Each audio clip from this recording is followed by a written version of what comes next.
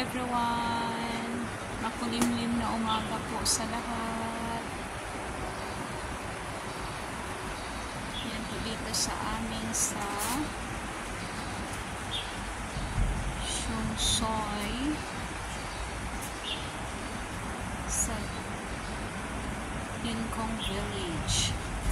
Yan po ang panahon ngayon. Kaya napakadilim po ngayong umaga.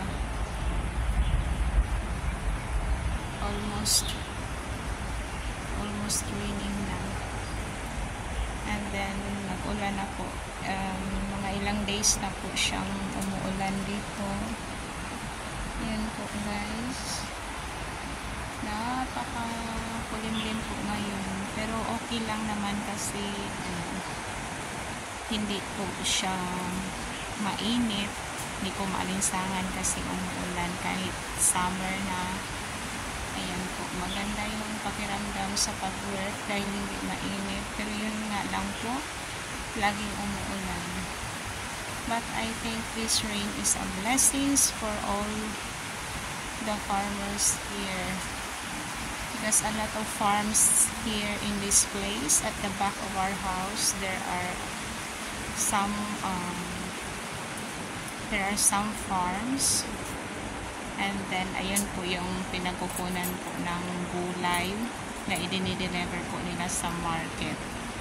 Kaya nakakatulong din po ang ulan para sa mga farmers. Ayun po guys, napakaitim na ulap doon sa itaas. Ayan, almost rain. Almost na po magbuhos ang ulan. Ayan po.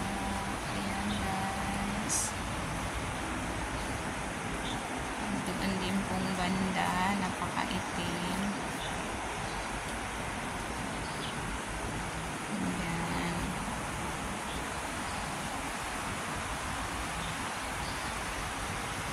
Ayan guys.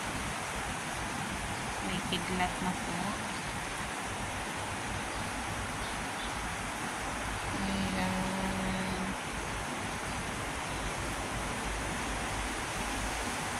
Ulan na siya guys. Start na po siyang nag-ulan. Ayan, bumubuhos na po yung ulan.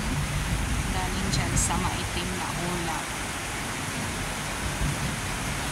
Ayan. Ayan ang mga ibon ng siliparan na. Ayan guys. Ayan, bumubuhos na po ang ulan. Ayan, hanggang dito na lang guys ang ulat panahon dito sa Yingkong Village, Kotong, Siongsoy. Magandang umaga po sa lahat at saka sa mga taga rito sa Hong Kong, mag-ingat po dahil umuulan po lagi. Magdala po lagi ng payong. Ayan po guys, dito lang po, hanggang dito lang po. Bye bye everyone, thank you for watching, love you all, bye bye.